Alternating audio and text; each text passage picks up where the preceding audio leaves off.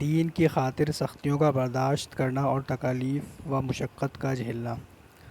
حضور اقدس صلی اللہ علیہ وسلم اور صحابہ کرام رضی اللہ تعالیٰ عنہ نے دین کے پھیلانے میں جس قدر تکالیف اور مشقتیں برداشت کی ہیں، ان کا برداشت کرنا تو درکنار، اس کا ارادہ کرنا بھی ہم جیسے نالائقوں سے دشوار ہے۔ تاریخ کی کتابیں ان واقعات سے بھری ہوئی ہیں، مگر ان پر عمل کرنا تو علیحدہ رہا، ہم ان کے معلوم کرنے کی بھی تکلیف نہیں کرتے۔ اس باب میں چند قصوں کو نمونے کے طور پر ذکر کرتا ہوں۔ ان میں سب سے پہلے حضور اقدس صلی اللہ علیہ وسلم کے اس قصے سے ابتدا کرتا ہوں کہ حضور اقدس صلی اللہ علیہ وسلم کا ذکر برکت کا ذریعہ ہے۔ حضور اقدس صلی اللہ علیہ وسلم کے طائف کا سفر کا قصہ۔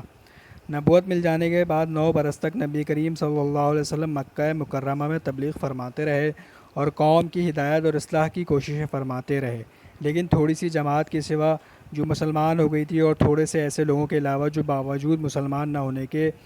آپ کی مدد کیا کرتے تھے، اکثر کفار مکہ آپ کو اور آپ کے صحابہ کو ہر طرح کی تکلیفیں پہنچاتے تھے، مذاق اڑاتے تھے، جو ہو سکتا تھا اس سے درگزر نہ کرتے تھے۔ حضور اقدس صلی اللہ علیہ وسلم کے چچا ابو طالب نے بھی انہی نیک دل لوگوں میں سے تھے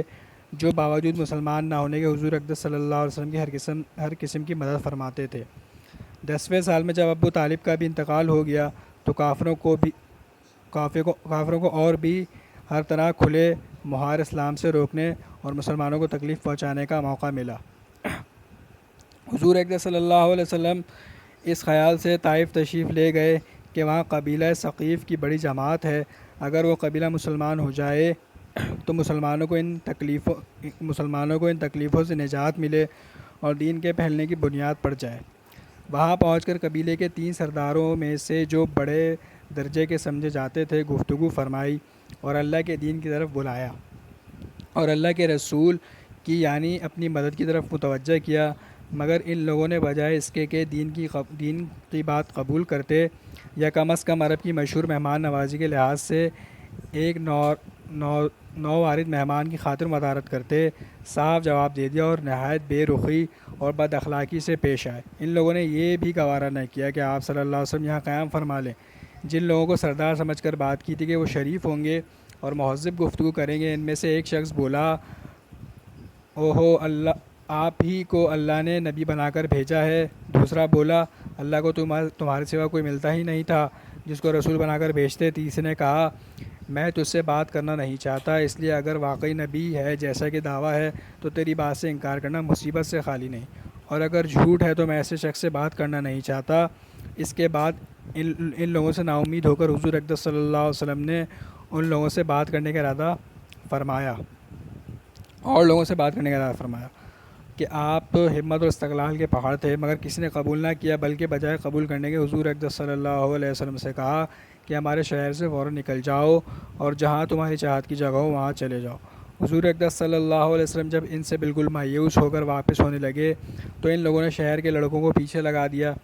کہ آپ صلی اللہ علیہ وسلم کا مذاق اڑائیں، تالیاں پیٹیں، پتھر ماریں، حتیٰ کہ آپ صلی اللہ علیہ وسلم کے دونوں جوتے خون کے جاری ہونے سے رنگین ہو گئے۔ حضور اقدس صلی اللہ علیہ وسلم اسی حالت میں واپس ہوئے اور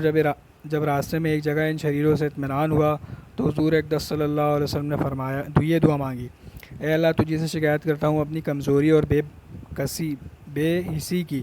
اور لوگوں میں ذلت اور رسوائی کی۔ اے ارحم الراحمین، تو ہی ضعفاء کا رب ہے اور تو ہی میرا پروردگار ہے۔ تو مجھے کس کے حوالے کرتا ہے؟ کسی اجنبی بیگانے کے جو مجھے دیکھ کر ترش روح ہوتا ہے اور منہ چھڑاتا ہے، یا کسی دشمن کے جس کو تو نے مجھ پر قابو دے دیا؟ اے اللہ اگر تو مجھ سے ناراض نہیں تو مجھے کسی کی بھی پرواہ نہیں، تیری حفاظت مجھے کافی ہے۔ میں تیرے چہرے کے اس نور کے طفیل جس سے تمام اندھیریاں روشن ہو گئیں اور جس سے دنیا اور آخرت کے سارے کام درست ہو جاتے ہیں،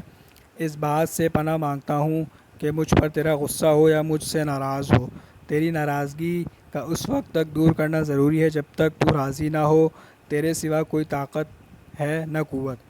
مالک الملک کے شاہان قہاری کو اس پر جوش آنا ہی تھا کہ حضرت جبرائیل علیہ السلام نے آ کر سلام کیا اور عرض کیا کہ اللہ کے رسول، آپ کی قوم کی وہ گفتگو جو آپ سے ہوئی وہ سنی اللہ تعالیٰ نے آپ کی قوم کی گفتگو جو آپ سے ہوئی وہ سنی اور ان کے جوابات سنے، اور ایک فرشتہ جس کے متعلق پہاڑوں کی خدمت ہے آپ کے پاس بھیجا ہے، آپ جو چاہیں اس کو حکم دیں۔ اس کے بعد فرشتے نے سلام کیا اور عرض کیا، جو ارشاد ہو میں اس کی تعمیل کروں، اگر ارشاد ہو تو میں دونوں جانب سے پہاڑوں کو ملا دوں جس سے یہ سب درمیان میں کچل جائیں، یا جو آپ سزا تجویز فرمائیں۔ حضور صلی اللہ علیہ وسلم کی رحیم و کریم ذات نے جواب دیا کہ میں اللہ سے اس کی امید رکھتا ہوں، اگر یہ مسلمان نہیں ہوئے تو ان کی اولاد میں سے ایسے لوگ پیدا ہوں گے جو اللہ کی پرستش کریں گے اور عبادت کریں گے۔ فائدہ یہ اخلاق اس کریم ذات کے جس کے ہم لوگ نام لیوا ہیں۔ ہم لوگ ذرا سی تکلیف سے کسی معمولی کی گالی دینے سے ایسے بھڑک جاتے ہیں کہ عمر بھر اس کا بدلہ نہیں اترتا، ظلم پر ظلم اس پر کرتے رہتے ہیں اور دعوے کرتے ہیں اپنے محمدی ہونے کا، نبی کے پیرو ہونے کا۔ نبی صلی اللہ علیہ وسلم اتنی سخت تکلیفیں اور مشقت اٹھانے کے باوجود بد دعا نہ فرماتے اور نہ ہی کوئی بدلہ لیتے ہیں۔